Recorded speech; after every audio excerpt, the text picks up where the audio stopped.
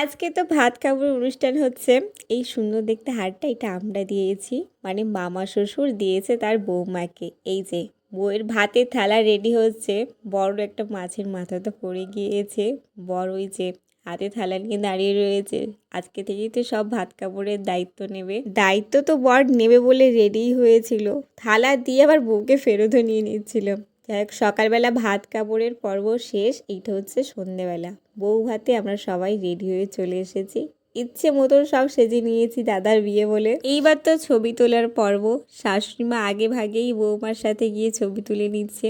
তারপর এক এক করে আমরা বৌদির সাথে গিয়ে ছবি তুলেছি। আজকে তো বউ মনে হয় ছবি তুলতে তুলতেই ক্লান্ত হয়ে যাবে। ছবি তোলার পর্ব শেষ করে লাইন দিয়েছি ফুচকাইতে। ফুচকা আছে, তারপর তো পকোড়া। আজকেই যে বৌভাত শেষ, বিয়ে বাড়ির পর্বও শেষ হয়েছে, এবার বাড়ি যাওয়ার পালা। কেমন লেগেছে জানিও।